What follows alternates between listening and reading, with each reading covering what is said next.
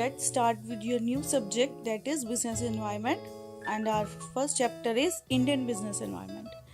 Business environment क्या होता है कि जो भी एनवायरनमेंट चाहे वो इंटरनली एक्सटर्नली हो हमारे बिजनेस पे इफेक्ट डालता है, ठीक है, डायरेक्टली या इनडायरेक्टली यू कैन से वही चीज़ें इन्फ्लुएंस करती है. राइट नाउ भी कोई सिचुएशन चल रही है कोविड की, तो कोविड क्या एक्सटर्नली हमारे बिजनेस पे इफेक्ट डाल रहा है, ठीक है. तो हमारे बिजनेस वगैरह काफ़ी लॉसेस. तो ये जो एनवायरनमेंट होता है चाहे वो इंटरनली प्रसिस्ट करता है ऑर्गेनाइजेशन में या आउटसाइड द ऑर्गेनाइजेशन, तो वो हमारे बिजनेस पे क्या इफेक्ट डालता है वो हमने स्टडी करनी है. या जैसे पॉलिटिकल हो गया, कोई रूल्स एंड रेगुलेशंस चेंज होते हैं. यू कैन से अभी राइट नाउ फार्मर्स का जो सिस्टम चल रहा है, कोई नए रूल्स एंड रेगुलेशंस बने हैं, ठीक है, फॉर एग्रीकल्चर. तो वो क्या है, वो सिस्टम में वो एक्सेप्ट कर रहे हैं नहीं कर रहे, तो ये चीज़ें हैं तो जो हमारे बिजनेस को भी ही ऐसे डायरेक्टली और इनडायरेक्टली इफेक्ट डालते हैं. फिर हमारा नेक्स्ट क्या आता है, theoretical framework of business environment. वो कौन से होते हैं, इंटरनली, मैक्रो एंड माइक्रो. जो इंटरनली होते हैं, जो हमारे internal within the organisation, वो कौन से हो गया, हमारे कल्चर, वैल्यू सिस्टम हो गया, ठीक है, कंपनी के. तो क्या चीज़ को हम ज़्यादा वो चीज़ें हमें इन्फ्लुएंस करती हैं, बिहेवियर कैसा है विद इन द ऑर्गेनाइजेशन. हमारा मिशन नेक्स्ट आता है, हमारा मिशन एंड ऑब्जेक्टिव क्या है, वो इफेक्ट डालता है हमारे बिजनेस के ऊपर. फिर आता है हमारा management structure and nature. Management का स्ट्रक्चर क्या है, हायरार्किकल सिस्टम क्या है, वो इफेक्ट डालता है. फिर आते हैं ह्यूमन रिसोर्स की, क्या कितना ह्यूमन रिसोर्स है हमारे पास, कितने उनकी प्लानिंग कैसे होती है, रिक्रूटमेंट कैसे होती है, सिलेक्शन, कंपनसेशन कैसे उनको दिया जाता है. ये चीज़ें भी सारी इफेक्ट डालती है हमारे इंटरनली बिजनेस के ऊपर. फिर आता है हमारा एक्सटर्नल एनवायरनमेंट. एक्सटर्नल एनवायरनमेंट में क्या होता है, हमारा मैक्रो लेवल पे वो कौन से हो गए, हमारा जैसे डेमोग्राफिक फीचर्स हो गए, सोशियो कल्चरल हो गए, पॉलिटिकल हो गए, legal, technological, economical and global. ये सारे इफेक्ट डालते हैं. पॉलिटिकल एनवायरनमेंट अभी मैंने एग्जांपल भी दिया है, जैसे कोई भी political rules and regulations change हो जाए, ठीक है, तो उसके कारण वो भी हमारे बिजनेस के ऊपर इफेक्ट डाल रही है. फिर आते हैं रेगुलेटरी लीगल एनवायरनमेंट. जो भी रूल्स एंड रेगुलेशन, कोई जैसे MRTP एक्ट में चेंजेस आए थे, मोनोपोली के गैट्स वगैरह, ये सारे क्या है, ये चेंजेस होते हैं, तो वो भी इफेक्ट डालते हैं हमारे बिजनेस के ऊपर. फिर आते हैं डेमोग्राफिकल. वो डेमोग्राफिकल कौन से होते हैं कि कोई जैसे अब हर डिफरेंट एरियाज़ हैं, तो वहाँ पे डिफरेंटली प्रोडक्ट वो इफेक्ट डालते हैं. जैसे हमारे यहाँ पे वीट ज़्यादा खाते हैं, साउथ वाली साइड राइस, या बंगाल वाली साइड राइस के, तो उसी के अकॉर्डिंग वो अगर हम बिजनेस जहाँ पे सेट करेंगे तो उनके डेमोग्राफिक फीचर्स भी हमारे बिजनेस के ऊपर इफेक्ट डालेंगे. फिर आता है हमारा सोशियो कल्चर बिलीफ, हमारा वैल्यू सिस्टम क्या है, ठीक है, जो भी डेमोग्राफिक और जहाँ पे हम रह रहे हैं वही सोशियो, और वहाँ का कल्चर कहाँ है, अगर हमने कंपनी वहाँ पे सेट की है तो वो भी हमारे बिजनेस के ऊपर इफेक्ट डालेगा. फिर आता है हमारा टेक्नोलॉजिकल. अब टेक्नोलॉजिकल चेंजेस आते हैं, नई नई टेक्नोलॉजी, तो पुरानी ऑब्सोलीट हो जाती है, ठीक है. कंपटीटर को अगर कोई नई टेक्नोलॉजी ले आते हैं तो वो भी बिजनेस को इफेक्ट डालता है. फिर आता है हमारा ग्लोबल एनवायरनमेंट. ग्लोबल आपको पता ही है, अब पहले क्या, अब तो चाइना की चीज़ें बंद हो गई हैं. पहले क्या था, चाइनीज़ प्रोडक्ट आते थे, वो भी हमारे बिजनेसेस को इफेक्ट डालते थे वो, ठीक है. तो ये चीज़ें, ग्लोबल एनवायरनमेंट भी हमारे बिजनेस को इफेक्ट करता है.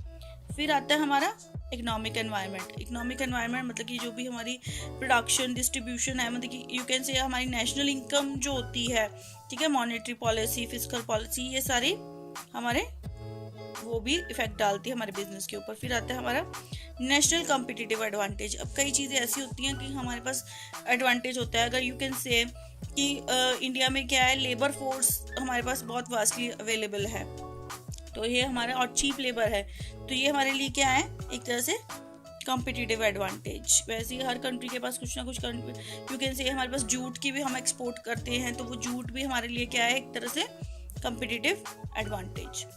फिर आता है इंपॉर्टेंस ऑफ एनवायरनमेंट. एनवायरनमेंट की इंपॉर्टेंस क्या है, हमारे आता है एनवायरनमेंट इज़ अ कम्प्लेक्स. कि एनवायरनमेंट जो है कि कम्प्लेक्स है, इसमें डिफरेंट चीज़ें हैं, ठीक है, और वो सारी चीज़ें इफेक्ट करती है. फिर हमारा आता है एनवायरनमेंट इज डायनेमिक, मतलब ये डायनेमिक है, चेंज होता रहता है, स्टैटिक एक जैसा नहीं रहता।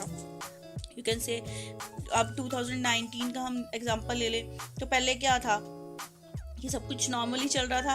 अब एनवायरनमेंट की कोविड के कारण सारा कुछ चेंज हो गया, हमारे बिजनेसेस चेंज हो गए, सब कुछ चेंज हो गया, तो वो क्या हो गया, स्टैटिक नहीं रहा, चेंज हो गया।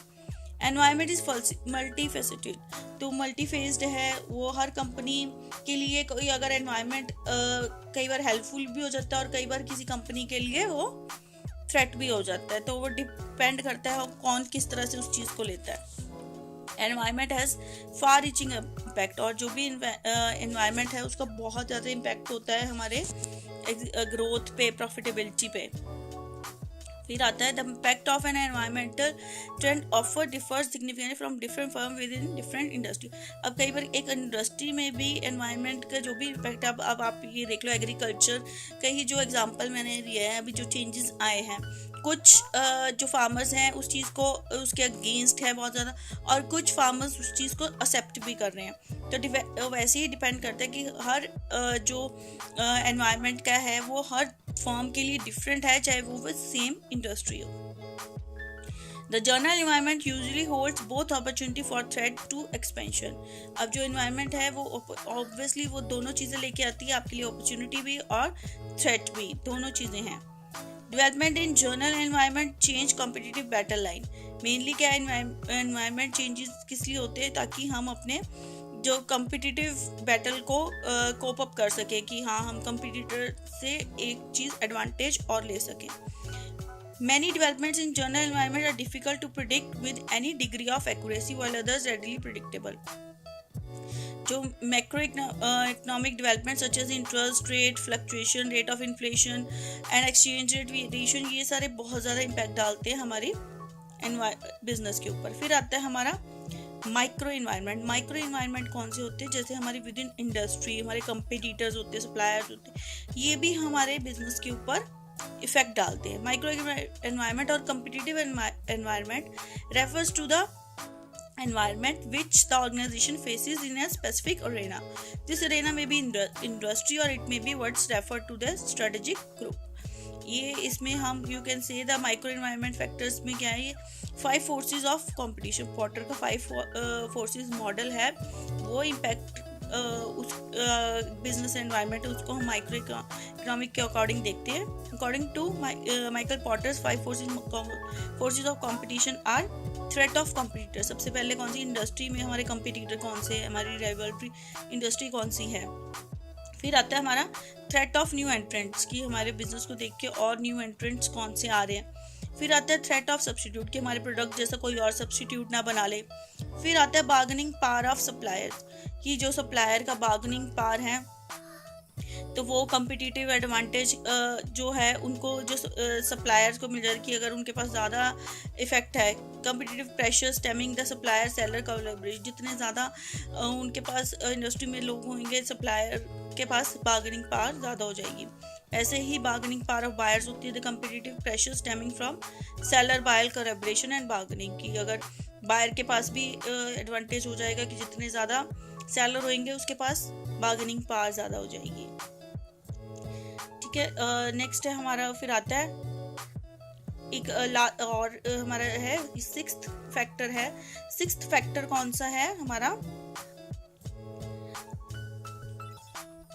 द 6th फोर्स कौन सी है, 5 फोर्सेस मॉडल तो है, उसमें क्या है कि पॉटर जो हमारा 6th फोर्स है वो है हमारे जो मार्केट इंटरमीडियरीज होते हैं वो इफेक्ट डालते हैं। ठीक है, जैसे market are the important part of micro environment, जैसे भी हमारे होलसेलर्स वगैरह होते हैं वो इफेक्ट डालते हैं। फिर फाइनेंशियल इंस्टीट्यूट्स हमें जो लोन वगैरह प्रोवाइड करते हैं वो भी इफेक्ट डालते हैं। फिर आता है हमारा स्ट्रेटजिक ग्रुप होता है, ठीक है, जो भी हमने कंपटीटर्स का क्लस्टर वगैरह बनाया हुआ है, कोई भी हमारे ग्रुप एसोसिएशंस वगैरह होती हैं वो भी हमारे बिजनेस के ऊपर इफेक्ट डालती है, कि हमने क्या प्राइस रखना है, कोई कार्टेल सिस्टम वगैरह होता है या फिर इसी के अकॉर्डिंग चलना होता है, रूल्स एंड रेगुलेशंस बने होते हैं, वो सारे हमारे बिजनेस को इफेक्ट डालते हैं। फिर आता है हमारा क्रिटिकल सक्सेस फैक्टर भी होता है, ये कौन सा, जब हमारे पास जब हम कोई प्रोडक्शन करते हैं या हम सेल करते हैं, अगर हम उसको हमारी सप्लाई चेन अच्छी है या हमारे प्रोडक्ट के फीचर्स अच्छे हैं, तो वो क्या हमारे लिए क्रिटिकल सक्सेस फैक्टर होता है। ठीक है, जैसे FMCG प्रोडक्ट के लिए जैसे हम कह रहे हैं जो क्रिटिकल सक्सेस फैक्टर क्या होगा, डिस्ट्रीब्यूशन। अब कोई फार्मास्यूटिकल कंपनी के लिए R&D जो सेक्टर होएगा, वो जो भी डिपार्टमेंट है उनका, वो उनका क्रिटिकल सक्सेस फैक्टर होएगा। फिर आता है हमारा driving force. Behind every change in environment, there is some driving force, and these driving forces lead to sequential change in environment. To understand the forecast future trends, it is essential to understand driving force. देखिए, जो भी अगर trend आता है उसके पीछे कोई ना कोई कारण होता है, तो हमें उसको कारण को देखना पड़े कि हम उस चीज़ को ईजिली देख सकें और उसके अकॉर्डिंग अपनी स्ट्रेटजीज बना सकें। अब जो recent developments in political, economical and social environment को कौन से, जो पॉलिटिकल एनवायरनमेंट में you can read this topics की जो भी, जैसे decade of 90 saw the rise in main political parties in India, जो भी हमारे चेंजेस आए लास्ट डेकेड्स में, तो वो पॉलिटिकल एनवायरनमेंट के चेंजेस इसमें लिखे हुए हैं। नेक्स्ट है हमारा strong pressure, these all things you can read by your own. Next हमारा है पेसल, you can say the techniques of environment scanning and monitoring, कि different ये techniques हैं and these are very important part, इसके questions आएंगे आपको exams में। Then इसमें कौन सा है, सबसे पहले environmental analysis, collection of information. सबसे पहले हमने क्या करना है कि एनवायरमेंटल एनालिसिस करते सबसे पहले हम क्या करेंगे, इंफॉर्मेशन कलेक्ट करेंगे। कहाँ से इंफॉर्मेशन कलेक्ट कर सकते हैं हम, through media, as radio, television, newspapers वगैरह, गवर्नमेंट इंस्टीट्यूशंस वगैरह, यहाँ से हम अपनी इंफॉर्मेशन कलेक्ट कर सकते हैं। फिर आता है हमारी कॉर्पोरेट इंटेलिजेंस, इसमें क्या आएगा, हम टेक्निक्स ऑफ हम जो रिसर्च करते हैं, एक्सपर्टाइज होते हैं, वहाँ से हम इंफॉर्मेशन ले सकते हैं, स्पाइंग कर सकते हैं। ठीक है, जो कॉम्पिटिटर हमारा क्या कर रहा है, क्या नहीं कर रहा, डिसाइडिंग। उसके बाद फिर हम क्या करते हैं, प्रायोरिटीज डिसाइड करते हैं कि हमने क्या चीज़ पहले करनी है। Various changes takes place and it is difficult to cumbersome and costly affair to keep regular eye on aspect of changes. अब हमने क्या प्रायोरिटी सेट कर दी कि ये चीज़ हमारे लिए हाई प्रायोरिटी पे है, ये लो प्रायोरिटी पे, ये मिडल पे है, तो हमने प्रायोरिटी सेट करनी है। फिर हम करते हैं नेक्स्ट हमारा आता है मेथड्स एनवायरमेंटल एनालिसिस। कौन कौन से हमारे पास मेथड्स हैं एनवायरमेंटल स्कैनिंग के। सबसे पहले है environmental evolution. There are 3 components that are useful in describing change: type of change, forces driving change and type of future evolution। तो इसमें क्या करते हैं कि हम एवोल्यूशन जो है वो देखते हैं। सबसे पहले टाइप ऑफ चेंज, की कौन सा चेंज आ रहा है, किस टाइप का चेंज है, और इसके पीछे कारण क्या है, ड्राइविंग फोर्सेस कौन से हैं। फिर आता है टाइप ऑफ फ्यूचर एवोल्यूशन, कि फ्यूचर में क्या चेंजेस आ सकते हैं इसके एस्पेक्ट में। फिर आता है हमारा process of environmental analysis, environment कैसे हम स्कैन करते हैं, मॉनिटर करते हैं, फिर फोरकास्ट करते हैं, असेस करते हैं कि करंट और फ्यूचर एनवायरनमेंट चेंजेस कौन से हो सकते हैं, फिर उसको स्कैनिंग प्रॉपर स्कैन करते हैं। Then we do monitoring. ठीक है, फिर उसके बाद हमारा होता है फोरकास्टिंग एंड असेसमेंट। फिर आता है हमारा environmental technology opportunities portal. The full form of ETOP is Environmental Technology. It is a website. It is designed to present programs to foster development of new cost-effective environmental technology. ठीक है, ये एक तरह से वेबसाइट है, portal है, जहाँ पे एनवायरमेंटल टेक्नोलॉजिकल अपॉर्चुनिटीज़ के बारे में बताया जाता है। ठीक है, तो वहाँ पे हिस्ट्री क्या है इसके, is a joint labour management programme and was negotiated in 1986 and international brotherhood of electrical works. उन्होंने ये डेवलप किया है। वहाँ पे वो सारी टेक्नोलॉजिकल क्वालिटी, इसकी क्वालिटी क्या है कि मेनली स्टैंडर्ड्स वो बताते हैं कि maintain high standards and want to exert a positive impact on continuing the education of holding strong commitment. उसके बाद इट्स सर्विसेज कौन सी हैं, to it has decided to commit itself to render excellent services to member of organisation. Its collaboration, different लोगों की collaboration है ये। It's contributing to learning, नई नई चीज़ें बताते हैं यहाँ पे। ठीक है, जो भी नई नई चेंजेस आते हैं यहाँ पे। इट्स लोकल जॉइंट कमेटी है और ये लोकल एडवाइजरी बॉडी वहाँ पे लोकल ही है इनकी। देन हमारा आता है नेक्स्ट टेक्निक्स कौन सी है, पैसल। पैसल क्या है, बेसिकली ये फुल फॉर्म है। इसमें क्या आता है, political, economical, socio technological and legal environment factors. ठीक है, ये एक टेक्निक है हमारी अपना पॉलिटिकल एनवायरनमेंट को चेक करने के लिए, उसको एनालिसिस करने के लिए economical, social, technological and legal environment. Political में इसमें पैसल में क्या आएगा, what is the culture of organisation, how is the HR function viewed by other function, who are the political champions, कौन कौन से इकोनॉमिकल क्या है, हमारी बजटरी पोजीशन क्या है डिपार्टमेंट की, इज मोर मनी अवेलेबल, ये जो interest rates, inflation, salary trends क्या है, अदर जो सोशियोलॉजिकल कौन से हैं, हमारी पॉपुलेशन वगैरह, education, diversity, health, living standards, ये सारे ये डिफरेंट फैक्टर्स है जो इफेक्ट डालते हैं, ठीक है, ये हम चेक करते हैं। फिर आते हैं हमारे टेक्नोलॉजिकल, कौन से चेंजेस आए हैं, नई नई टेक्नोलॉजी, कोई सॉफ्टवेयर, कोई कुछ भी चेंजेस आते हैं। लीगल में है what is happening in our sector, कोई मिनिमम वेज, कोई लीगली जैसे कोई भी चेंज होते हैं लीगली, ठीक है। उसके बाद environment, staff moral, staff engagement को जो भी मैनेजमेंट के एटीट्यूड्स, ऑर्गेनाइजेशन कल्चर, ये सारा उसमें आएगा। वैसे ही काइंड ऑफ पैसल के काइंड स्लेप्ट भी है। स्लेप्ट में हम कैसे करते हैं, पहले सोशल, फिर legal, economical, political and technological analysis करते हैं। फीचर सारे इसमें सेम है। फिर आता है हमारा methods of scanning the business environment. फिर कौन से 3 टाइप्स की बिजनेस एनवायरनमेंट की स्कैनिंग है, वो कौन सी है, एडहॉक स्कैनिंग, ये शॉर्ट टर्म के लिए होती है, ठीक है। फिर आती है हमारी जो भी हमारे अगर स्टार्टिंग में एकदम से कोई क्राइसिस आ जाए, वो एडहॉक स्कैनिंग होती है। फिर आती है हमारी रेगुलर, जो हम रेगुलर स्केड्यूल्ड पर वंस अ ईयर करते हैं। फिर जो हमारी होती है कॉन्टीन्यूस स्कैनिंग, कि हमने ऑब्वियसली कॉन्टीन्यूसली हम देखते रहते हैं जो भी अपने हमारे बिजनेस में हो रहा है, प्रॉपर असेसमेंट करते रहते हैं, वो चीज़ कॉन्टीन्यूस में आएगी। फिर आता है हमारा scanning the macro environment. And जो हमारा मैक्रो एनवायरनमेंट को हमने कैसे स्कैन करना है, हमारा इकोनॉमी हमने जो देखना है, GDP, economic growth, inflation rate वगैरह, गवर्नमेंट के रूल्स एंड रेगुलेशंस, कोई भी पॉलिटिकल स्टेबिलिटी, बजट्स वगैरह, पे रोल टैक्स, हमारा एक्सपोर्ट रिस्ट्रिक्शंस वगैरह। लीगल में हम देखते हैं अपना मिनिमम वेज वगैरह, वर्कर सेफ्टी, जो रूल्स एंड रेगुलेशंस होते हैं वो चीज़ें। टेक्नोलॉजी में कोई भी टेक्नोलॉजिकल चेंज नहीं है, कोई मैन्युफैक्चरिंग प्रोसेस है, कोई भी मैन्युफैक्चरिंग अगर चेंजेस आए हैं, ठीक है, ऑटोमेशन हुई है, वो सारी चीज़ें। इकोलॉजिकल, जो भी हमारा इकोलॉजिकल एनवायरनमेंट होता है, वो चीज़ें हमारी कोई बाइंग हैबिट्स वगैरह हमारी कैसा है, प्रोडक्शन प्रोसेस कैसा है, ठीक है, लोगों की परसेप्शन कैसी है, वो चीज़ें इकोलॉजिकल में आएंगी। सोशो कल्चर में पॉपुलेशन वगैरह, एज डिस्ट्रीब्यूशन, एजुकेशन लेवल कैसा है, मटीरियल एटीट्यूड्स कैसे लोगों के, मटीरियलिस्टिक हैं, कैपिटलिस्ट वगैरह, कंज्यूमरिज्म एनवायरनमेंट कैसा चल रहा है, वो चीज़, वो सारी इसमें है। पोटेंशियल सप्लायर्स क्या इफेक्ट डालते हैं, हमारी labour supply, quantity of labour available, stability of labour, ये हमारे सप्लायर्स होते हैं। मटेरियल सप्लाई के लिए क्वालिटी, क्वांटिटी, जो भी हमें वो देते हैं, कैसे डिलीवरी डिलेज कितने, सर्विस प्रोवाइडर के लिए भी वैसे ही चीज़ें हमारी है। फिर स्टेक होल्डर्स होते हैं हमारे, शेयर होल्डर्स, एम्प्लॉयज़, पार्टनर्स, लॉबिस्टिस्ट, ये सारी चीज़ें।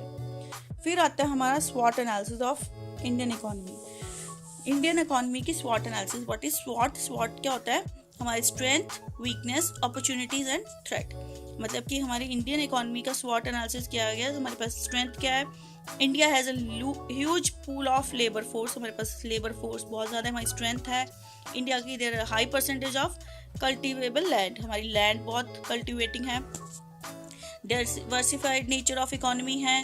English, it has huge English speaking population, skilled man power है, स्टेबल इकोनॉमी है, एक्सटेंसिव हायर एजुकेशन सिस्टम है, high growth rate of economy है, आईटी और बीपीओ सेक्टर बहुत रैपिड ग्रोथ में है, चल रहे।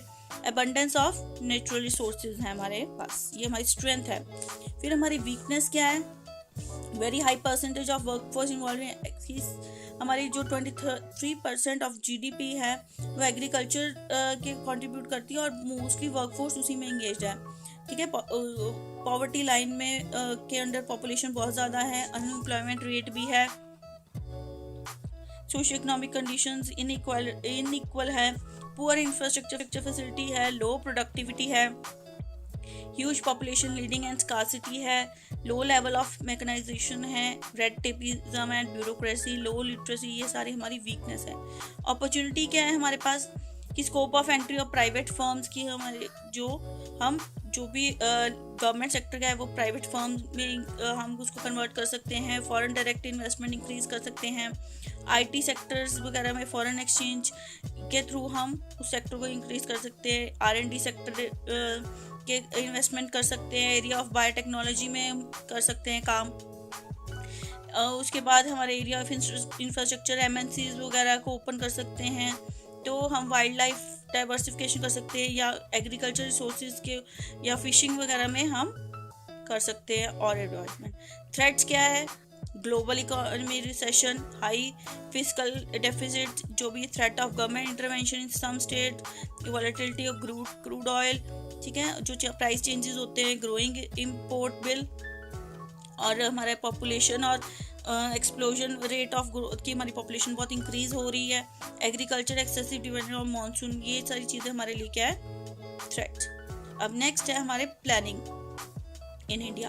प्लानिंग इन इंडिया में क्या है कि ये हमारे जो फिर हमारा क्या है planning in India. Planning in India में क्या डिफरेंट ये 5 ईयर्स प्लान्स जो होते हैं हमारे, वो चीज़ों के बारे में, जैसे फर्स्ट डिफरेंट ये brief view of 5 year plans है। फर्स्ट 5 ईयर प्लान्स कब स्टार्ट हुआ था, ठीक है, 51 to 55, फिर second 56 to 60। You can read this by your own. जो मेनली जो इम्पोर्टेंट है वो कौन सा है? वो हमारा है 11th 5 ईयर प्लान, ठीक है। तो ये आप ज़्यादा डीप में कर लें ये कि लेटेस्ट यही है कि लेटेस्ट सेक्टर में क्या क्या डेवलपमेंट हुई है हमारे जीडीपी वगैरह में, फिर हमारा क्या टारगेट क्या था और हमने अचीव क्या किया है, ये भी सारा you can read this by your own. Now the chapter is complete. I hope it's clear to you.